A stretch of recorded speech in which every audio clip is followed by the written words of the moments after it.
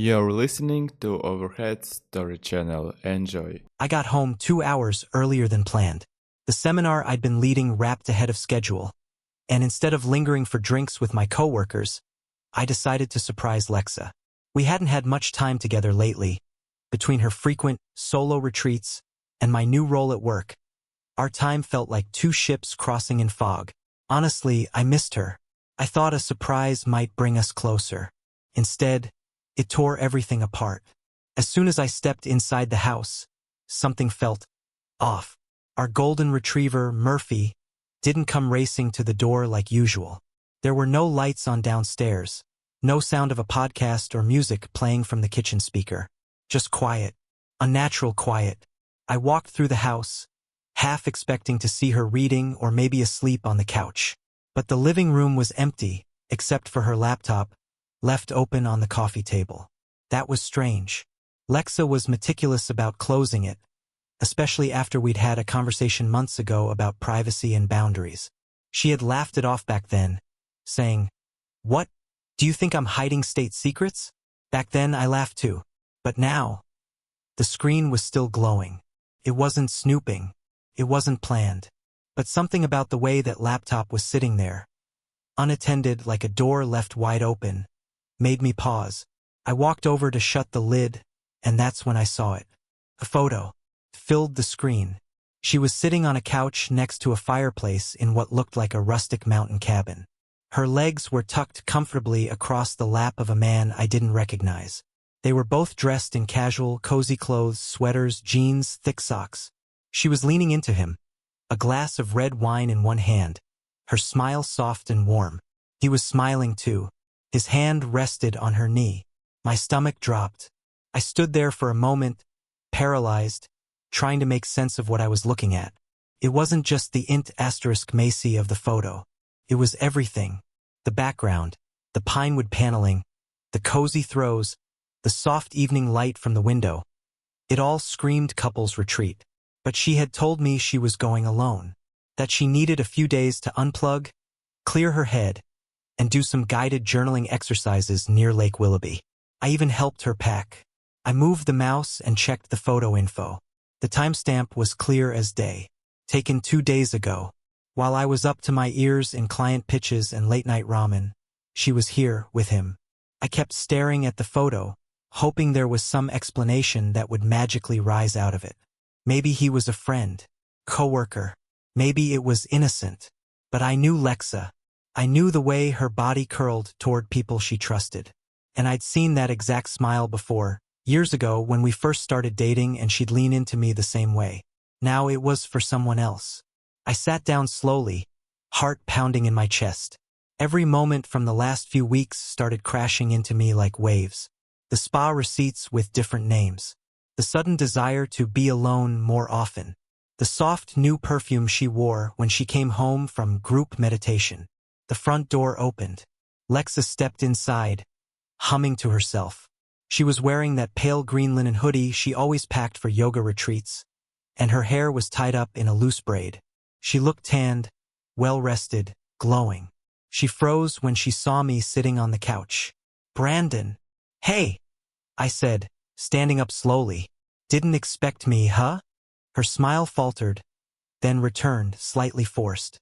"Wow. I thought you weren't coming back until later tonight. Things wrapped up early. Figured I'd surprise you." She nodded, brushing a loose strand of hair from her face. "Well, you definitely did." I watched her for a beat. She didn't ask why I looked tense. Didn't ask why I wasn't smiling back. Instead, she walked into the kitchen and pulled a bottle of water from the fridge. "You have a good trip?" I asked. She nodded. "It was amazing. So peaceful. I feel like a whole new person." She turned back toward me, leaning against the counter. "I really needed that time, you know?" "Sure," I said, forcing a neutral tone. "I just noticed a photo on your laptop." Her fingers froze around the bottle. "Oh," I nodded. "Looked like you weren't exactly alone." She smiled again, wider this time, but it didn't reach her eyes. "Oh my God. That picture? Brandon, come on. It's not what it looks like." "What is it then?" She set the bottle down and walked slowly into the living room, casually reaching for her laptop. "That was from the second night," she said smoothly. "One of the instructors at the lodge took it. We did this little fireside social wine tasting group journaling. Totally harmless." "Who's the guy?" "He's part of the staff. Derek or Devin, something like that. Honestly, I barely talked to him. He just happened to be sitting next to me." Her voice was calm, almost too calm. She closed the laptop and looked at me with that familiar, patient expression. Like I was the one overreacting. "You're reading into this way too much," she said, placing a hand on my arm. "I swear, babe, there's nothing going on. I didn't move." She sighed and sat down beside me, tilting her head slightly. "Brandon, I know things have been a little tense lately, but I promise this retreat was about me. Just me. I needed it." "And the picture?" I asked again, not letting her off the hook. She rolled her eyes, almost playfully. "It was just a *T. People were sitting everywhere, chatting, sipping wine. I didn't even know it was being taken. I didn't believe her. I didn't know how to, not with the way her story kept shifting between practiced casualness and vague deflections. But she wasn't done. "Look," she said, straightening up. "I get it. You're surprised. And maybe you're feeling a little insecure because you weren't there. But I need you to trust me. Okay? We can't keep jumping to conclusions every time you feel left out." She smiled again. Soothing, gentle, rehearsed. "We've talked about this before. You have to stop looking for signs that aren't there."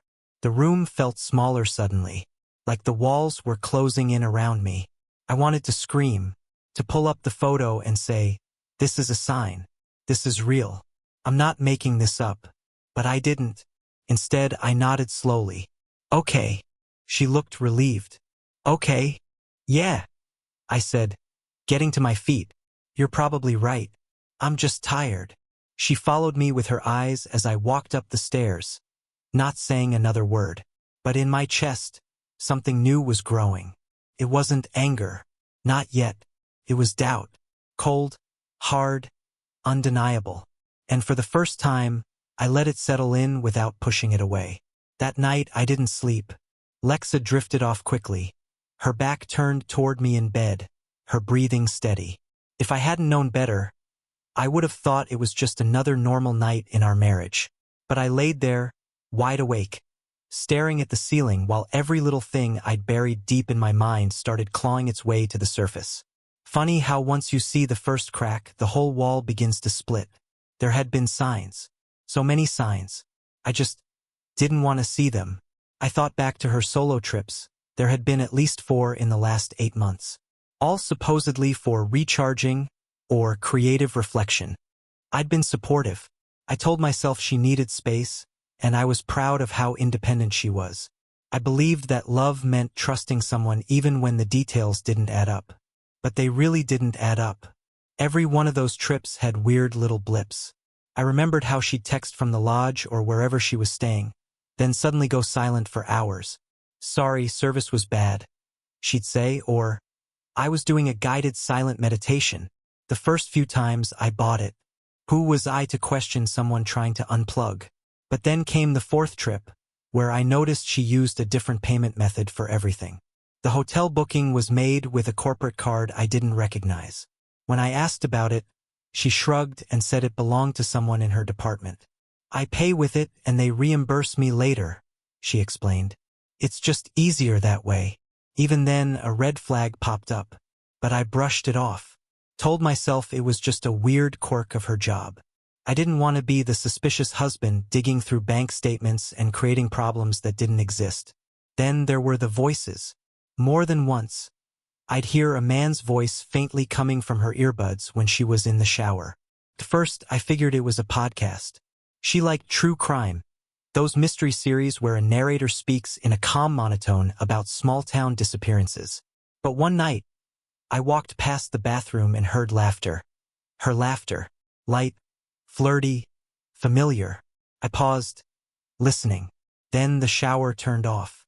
By the time she stepped out wrapped in a towel, the earbuds were already tucked away, the phone face down on the counter. I asked what podcast she was into lately. Oh, just some new one, she said casually. Kind of a relationship series. It's cheesy, but funny. Cheesy, funny, right? Another time, I found a receipt from a boutique lingerie store tucked in the pocket of her coat. It wasn't a brand I'd ever seen her wear, and it definitely wasn't something she'd worn around me. When I mentioned it, she just laughed. A friend recommended it. I haven't even tried them on yet. Don't get your hopes up. She was always good at deflecting. It wasn't just the lingerie or the weird trips or the man's voice echoing from the bathroom tiles. It was how she changed. Lexa used to curl up next to me on the couch during movie nights, legs draped over mine, stealing bites from my popcorn. Now she sat at the far end of the sectional, legs tucked under her, always on her phone. She started dressing differently too, subtler makeup, bolder clothing. I remember when she used to wear the same old hoodie and leggings every weekend. Now it was fitted jeans, layered necklaces, and perfume I didn't recognize. Not just a new scent. A statement. I noticed it most in bed. Our physical connection, once effortless, had become clinical. Like a routine she felt obligated to perform. She'd kiss me with her lips but never with her eyes.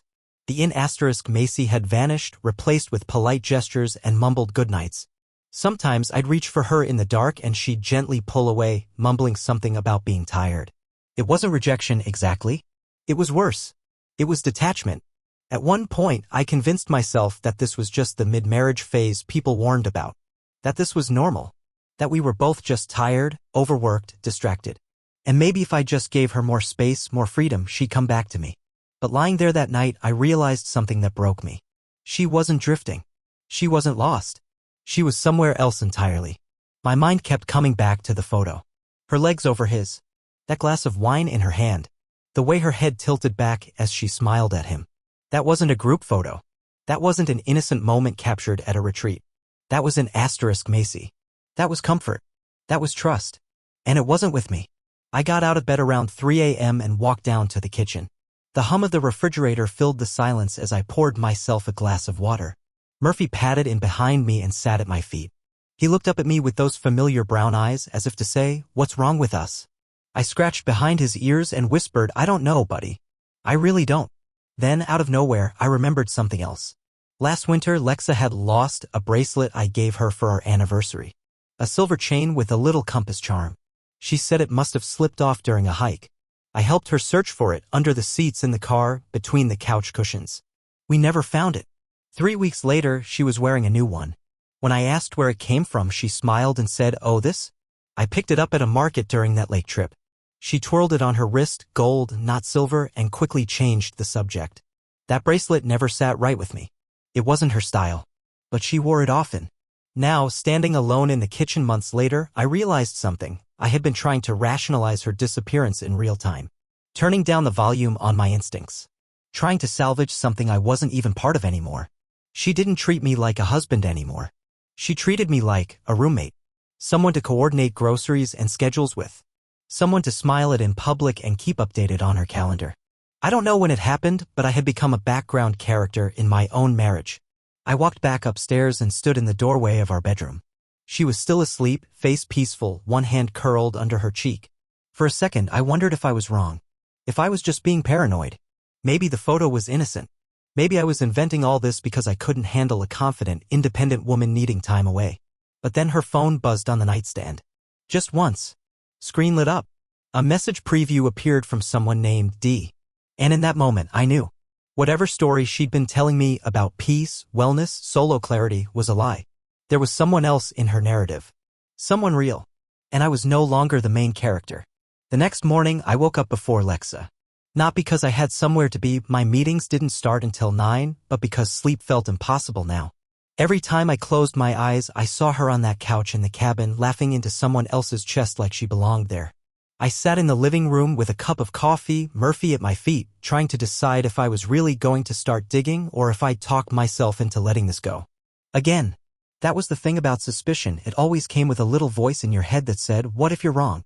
What if I turned our life upside down over one photo and a handful of coincidences?" But that voice had gone quiet. I found myself outside in the garage, pacing for no reason. Then I thought about the charger. Lexa had borrowed mine before the trip and said she left it in her car. So I grabbed her keys. The moment I opened the passenger door, I was hit with the scent of that new perfume again, floral, heavy, expensive. I reached down by the seat where she usually tossed her bags, and there it was, my charger. But that wasn't all. Between the seat and the center console, something caught the light. I reached down and pulled out a thin leather bracelet. It was braided dark brown leather with a small metal plate in the center. On the plate were initials RM. I froze. My mind instantly tried to make it innocent. Maybe it belonged to a coworker. Maybe it was something she bought for me and just hadn't given yet. But I knew. Lexa wasn't the type to buy generic men's bracelets. And even if she had, she wouldn't hide it between the seats of her car.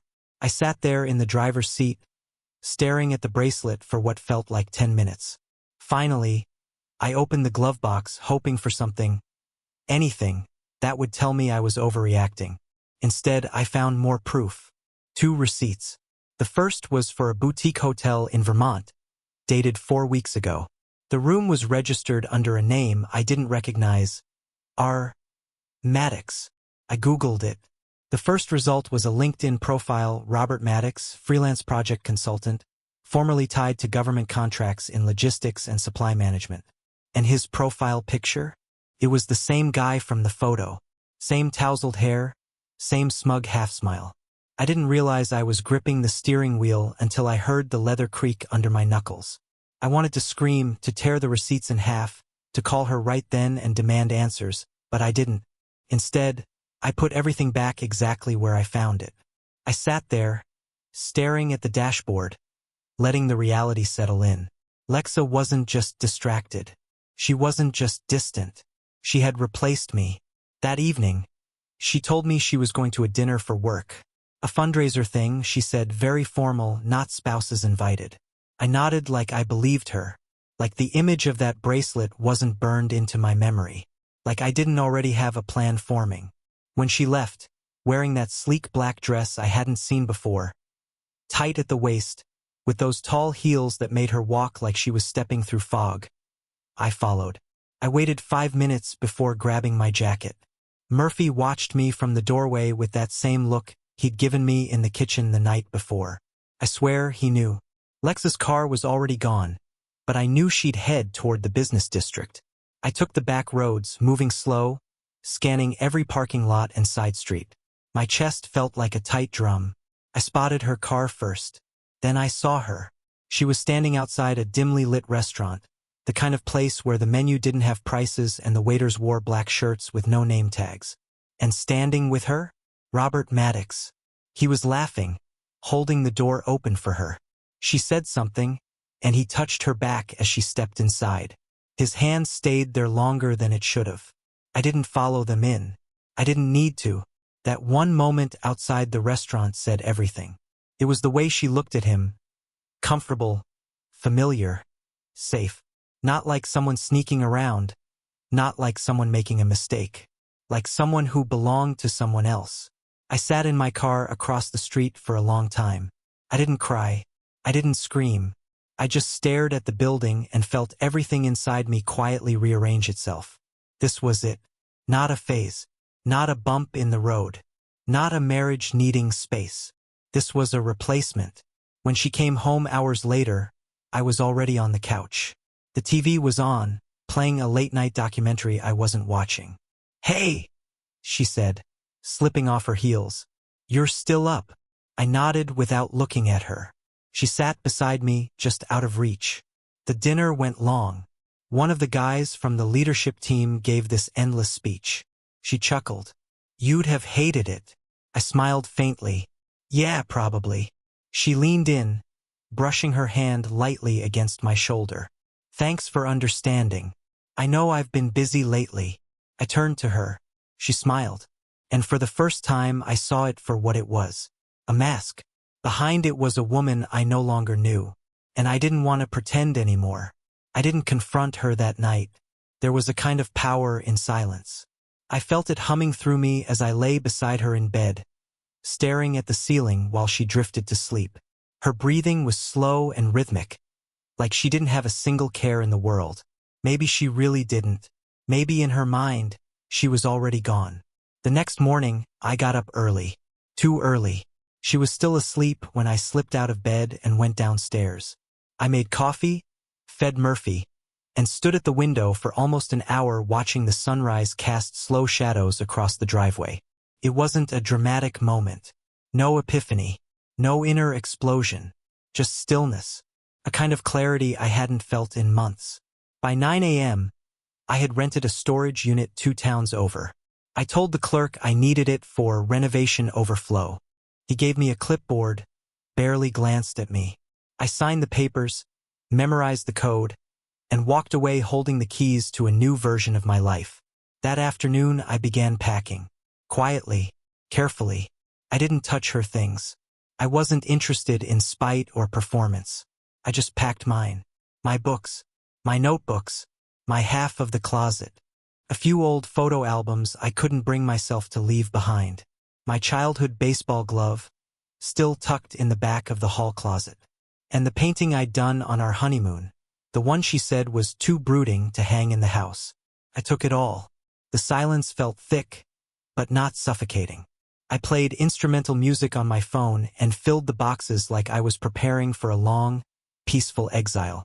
Every item I moved felt like reclaiming a piece of myself. By evening, I had a new apartment lease in my inbox. Modest, furnished, 1 bedroom, no frills. But the rent was cheap and more importantly, it was under my name only. No co-signatures, no shared billing, no intertwined credit. That night, Lexa came home around 7:30. She smiled when she walked in and gave me a quick kiss on the cheek.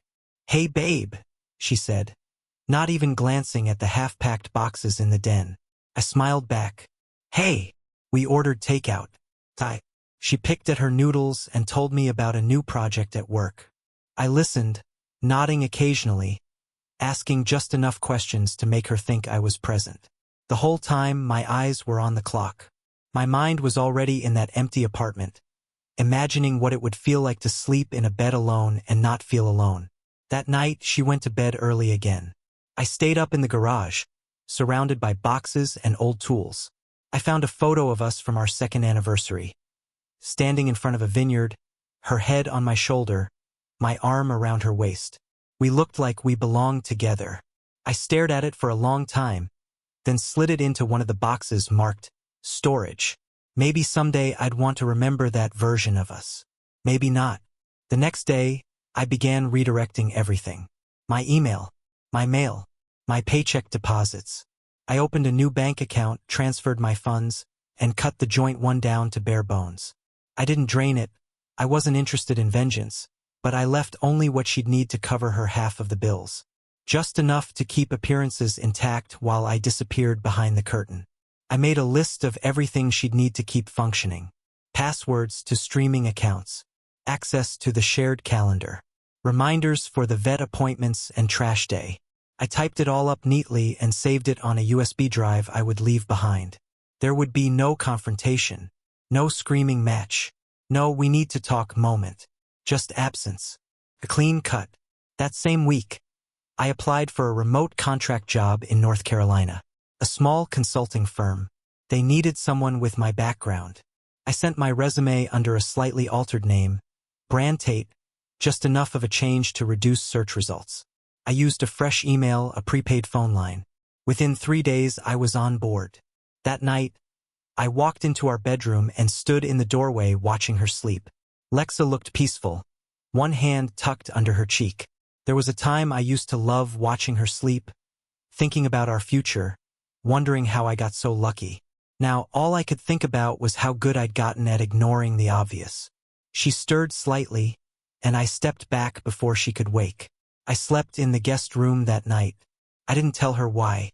The next morning, I loaded the last of my boxes into my car while she was in the shower. By the time she walked into the kitchen, towel wrapped around her head, I was already gone. No note, no scene, just missing. She texted me around noon. "Hey, where'd you go so early?" I didn't respond.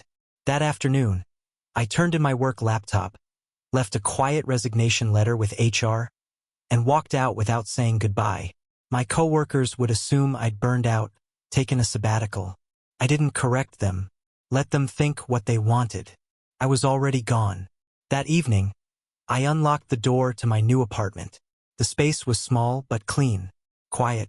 A view of a brick wall from the kitchen window. A single key. A bed that didn't creak with someone else's movements. A life no longer shared. I sat on the floor with a lukewarm beer and stared at the blank wall in front of me. And for the first time in what felt like years, I exhaled. Lexa called 3 more times that week.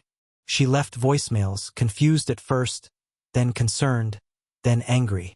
Her voice cracked in the third one, asking me to come home, to talk, to at least tell her what was going on. I didn't answer. I didn't block her either. I just stepped away. I logged out of social media, deleted every account, left only the bare minimum: email for work, a phone number for the leasing office. When she couldn't reach me, she tried our friends, mutual contacts, old college buddies. I knew because one of them messaged me, "Hey man, Lex is trying to find you. You okay?" I didn't reply. Let them wonder. That weekend, I paid the first rent on my apartment and bought groceries that only I liked. I walked to the bookstore on Main Street and bought a used copy of a novel I loved in high school. I cooked pasta the way I used to when I lived alone, simple, buttery, no complaints about carbs. I slept like the dead. The following Monday, I received an alert on my work phone. Lex's name had come up in a flagged government contractor investigation. Nothing definitive. Just whispers on a forum about a breach of conduct, rumors of an inappropriate relationship with a consultant on a funded project. I didn't dig deeper. I didn't need to. The pieces had already been laid out. This wasn't a rescue story. It wasn't a comeback arc. It was a quiet exit from a chapter that had been slowly choking me. Lexa would spin her version of the story. Maybe I'd be the cold, distant husband. The one who disappeared without a word. The one who didn't understand her. Maybe she'd never admit the truth to anyone, not even herself. That was fine, because I wasn't part of that story anymore. I arrived in Asheville on a Wednesday just as the late spring rain began falling in slow, soft streaks against the windshield. The air smelled like earth and moss, and the mountains, blurred by mist, looked like they belonged to another country altogether. I didn't know anyone here. That was the point. I parked in front of a 2-story brick building nestled between a pottery studio and a bookstore. A tiny wooden sign swung gently above the doorway, "Gallery on Pine." The upstairs unit was advertised as a room for rent, a modest studio with slanted ceilings and creaky floors. The kind of place where silence echoed and old would remembered everything. The landlord handed me the keys without asking too many questions. She was a quiet woman with paint under her fingernails and a Boston accent that had long softened into Southern calm. "You staying long?" she asked. "Maybe," I said. She nodded like that was enough. I spent the first few days unpacking slowly, stretching the process out like it was something sacred. My apartment above the gallery was humble but warm, one big room with mismatched windows and a kitchenette that smelled like roasted coffee. The bathroom was barely wide enough to turn around in, but I didn't care. It was mine. I made a rule: no looking back. No social media. No Googling Lexa. No clicking on the news alerts that still occasionally popped up with her name in the headline: "Whistleblower tip exposes potential ethics violation," or "Contractor linked to internal review."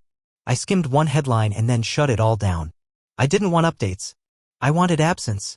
My new job started the following Monday: remote consulting, just like I planned. I used my new alias, logged in with a clean email, and built a digital life that had no traces of the man I used to be. The company didn't care where I was located as long as I hit deadlines. I took meetings on mute, kept my camera off, and submitted my deliverables early. Efficient, invisible, detached. It was everything I needed. In Asheville, no one knew who I was. When people asked what brought me here, I just said change. They nodded like that was enough. The days started to form a rhythm. I'd wake early before the sun cracked through the trees and run along the river. My lungs burned, but the air was clean and honest. I'd come back, shower, make coffee, and work until the afternoon. Then I'd walk, sometimes aimlessly, sometimes toward the small farmer's market near Pack Square. The woman who sold lavender soap started remembering my name. I didn't talk much, but I listened. At night I cooked. Real food. Meals that took more than 5 minutes, that required cutting boards and spices and music in the background. The kind of meals I stopped making years ago because they were too much effort for 2. Now I made them for 1. And that was enough. Lexa tried to reach me again during the second week. A single email. The subject line said, please. Just that. No name, no urgency. I opened it against my better judgment. It was long. Apologies. Questions. Memories. A paragraph about how confused she was. Another about how much she missed us. She wrote like we were still married, like our silence was just an extended argument. I didn't reply. She followed up 3 days later. Please call. I don't understand why you won't talk to me. I didn't want to hurt you. Can't we just talk? I blocked the address. It didn't matter if she meant it. She was a ghost now and I had no use for the dead. About a month into living in Asheville, I found the art supplies again. A local shop had a sale on canvas and oil sets and something in me stirred. I hadn't painted since the first year of our marriage. Lexa always said my style was too introspective. So I bought a canvas and set it on the floor by the window. The first stroke was shaky. The second, more certain. By the end of the week, I had painted a forest. Not a specific one, just a feeling thick with green, dense with secrets. No people. No paths. Just peace. On a Saturday morning, I wandered into a book sale outside a second-hand shop. The air was thick with the smell of rain on stone and damp pages. That's when I met Cassie. She was thumbing through a pile of weathered hardbacks, her fingers tracing the spines like she was looking for something lost. She glanced up, caught me watching, and smiled like it wasn't weird. You should try the travel section, she said. Best stories are usually the ones that didn't happen.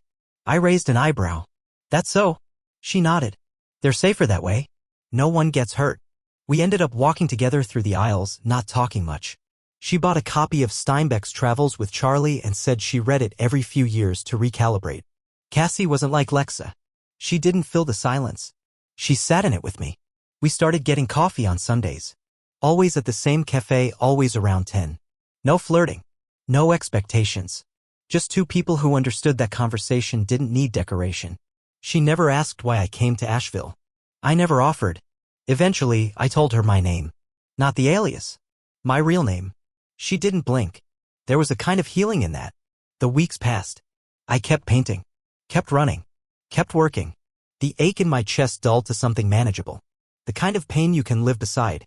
One day, I saw my reflection in the bakery window and didn't flinch. I looked like someone I could live with. Lexa's name popped up in the news again.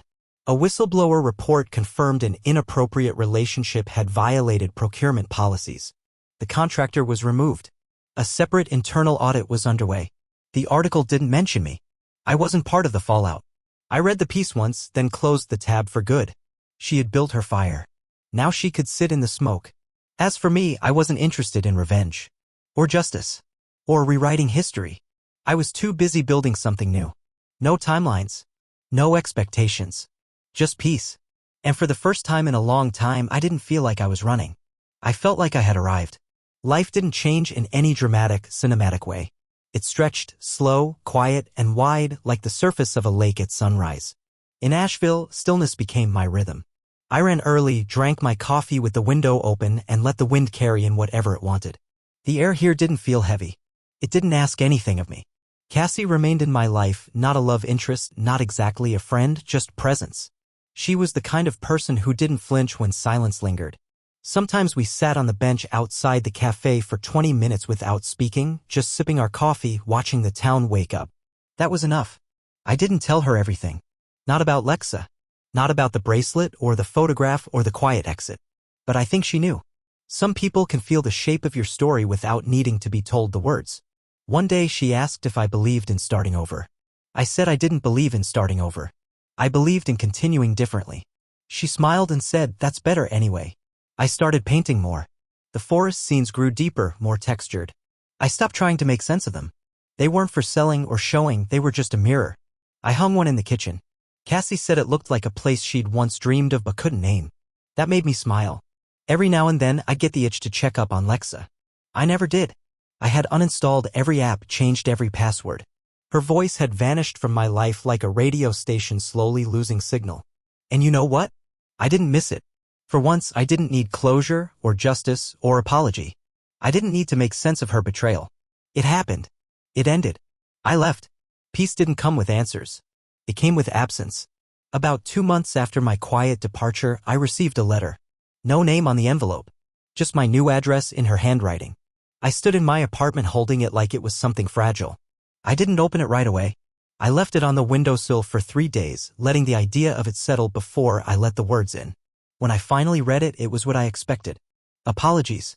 Regrets. Memories painted in soft pastels as if rewriting them would make them truer. She said she never stopped loving me. That she made mistakes. That she hoped I'd understand she was lost, not cruel. But it didn't matter. The version of me she was writing to didn't live here anymore.